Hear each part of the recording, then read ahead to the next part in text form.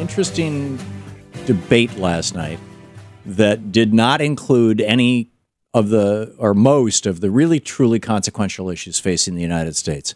The fact that we have the highest level of childhood poverty in the developed world, the fact that unemployment, particularly among among young people, from 18 to 25, 50% plus unemployment in the African American community, 30% plus in the Latino community, in the neighborhood of 20% plus in the white community among young people.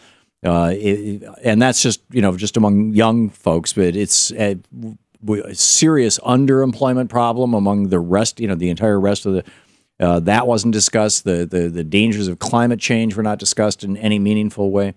It just goes on.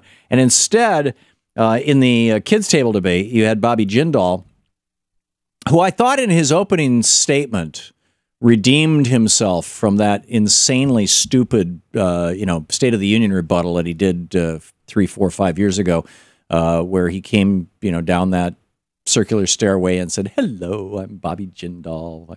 Welcome to the governor's mansion in Louisiana," and whatever it was. I mean, he didn't say literally that, but that's kind of how it came across.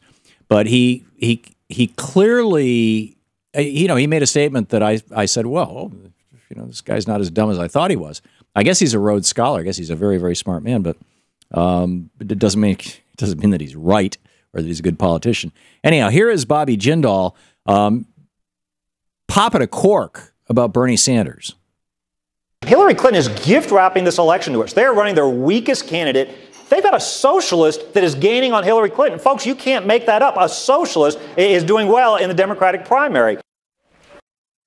You see, Rick, what's that word? You've got to Google it, I think. Santorum.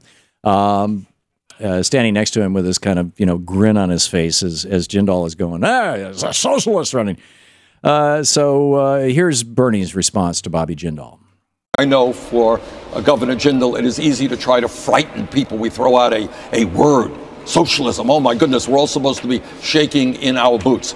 But I think if you look at some of the real success stories in many of these countries, there's a lot that we can learn. Countries like Finland and Denmark and Sweden are much more homogenous than we are. They are much smaller than we are. But there are lessons that we can learn. Why are we the only major nation on earth that doesn't guarantee health care to all people? Forget Scandinavia. I live 100 miles away from Canada. All of their people have health care, and they do it much more cost effectively than we do. Why are we the only major country on earth that doesn't guarantee paid family and medical leave, so when a working class woman has a baby, she's not forced to be separated from her baby and go back to work a week or 2 weeks later? So Bernie Sanders responding, shall we say, to Bobby Jindal.